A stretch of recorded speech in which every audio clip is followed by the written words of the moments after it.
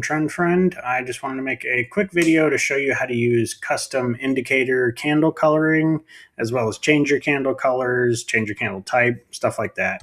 I get a lot of questions from customers because I have multiple indicators that use custom candle coloring, and a lot of people don't know how to get that to work properly. So first thing you want to do if you're using an indicator that has custom candle coloring, you can see if I click on that, then they start to show up. But if I click back here, the regular candle coloring shows back up. So first thing you want to do is you want to click these three dots next to the name of the indicator, hover over visual order, and then click bring to front. Now if I click anywhere around the chart, it's showing up above everything else. That's also going to keep the candles on top of, visually, they will be on top of these, like these order block indicator lines. So that way your other indicators don't cover up your candle coloring. So you always want to make sure that you have your anything with candle coloring set to bring to front. Next thing is, you'll notice that if I hover over the price line or if I click on it, then the candles go back to normal color. So if you ever have an issue with that after you've done this, that's probably the issue. And then you just click anywhere else on the chart and it'll go back to normal. Now, if you just want to change your candle coloring, you click the nut up there. That's the chart settings icon. And you have all of these other tabs, but in the symbol tab, this is where you're going to have your candle colors. This is for up candles on the left and down candles on the right. You can turn all of those off. I personally, so if you have this line on, which you can get to in scales and lines, and then symbol line right there.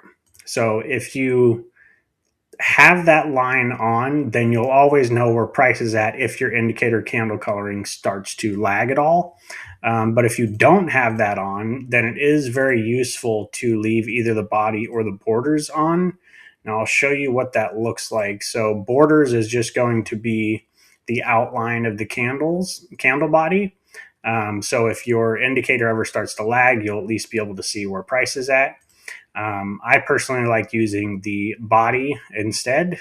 So you have like kind of a solid color back there. And that'll just help you know, if you ever get an indicator lagging a little bit, which will happen sometimes, especially if it has a lot of calculations to run.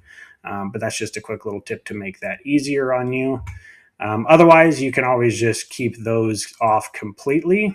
Use your regular candle coloring from your indicator, and then go to scales and lines and turn on line in this symbol tab here. And then you'll always know where price is currently at if you ever get any lagging issues.